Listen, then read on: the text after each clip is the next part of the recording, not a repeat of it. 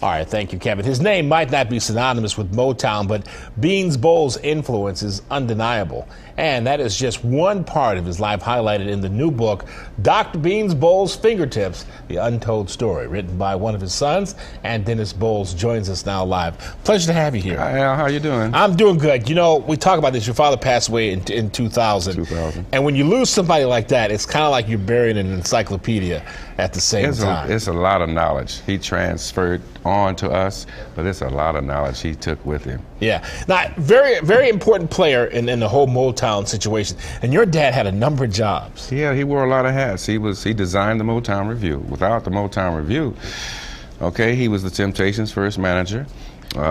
He was musical director for Smokey Robinson and the Miracles, the Four Tops.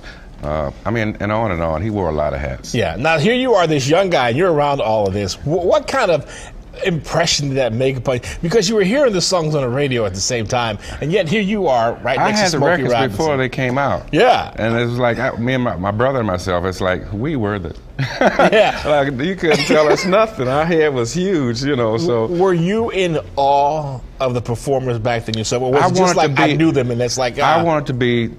Well, Steve, see, now they're pushing buttons. Stevie played drums, keyboards, sang harmonica, and he was multi-talented. That's why I learned flute, I learned saxophone, and it still wasn't enough. Stevie's fantastic. He's the same sign I was, but I took it naturally. I mean, they were just like you. Hey, Al, how you doing? You know, the Temptations would come by all the time. My brother was Stevie's companion at 12 years old. We were in the jet on the steps of Hitsville, so it was a natural thing. I didn't have a normal, ordinary childhood. Yeah. You know, because I always wondered this.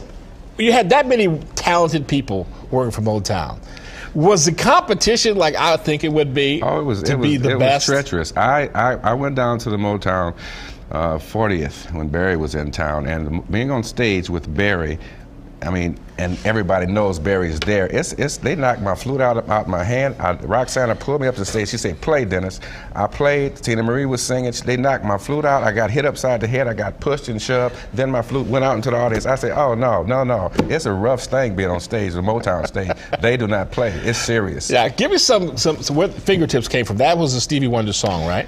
That was a Beans Bowles song. Okay. It ended up being part 2 Stevie Wonder song. And so it's one of those things that your father was very influential in, but never really got the credit for. He didn't get the credit. It was supposed to be on his album, Beans Bossa Nova.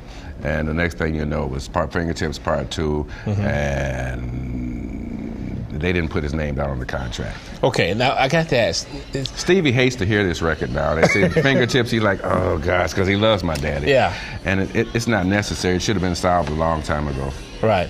Now, your dad, as he grew up, I just continued on, went into politics in Royal Oak?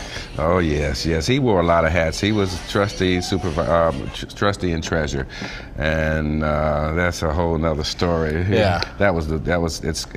I've got scars in my brain because of what I went through. My mother went through. He was fired from Motown. He was blackballed out the industry. See, little politics is the same as just big politics. It's all the same. It's very shrewd and cutthroat. Yeah, I got to ask you as we get ready to leave here, who do you hope reads this book? I hope everybody reads it at www.beansbowlesfingertips.com. Hit me at Facebook, Dennis Bowles at Facebook, www.beansbowlesfingertips.com.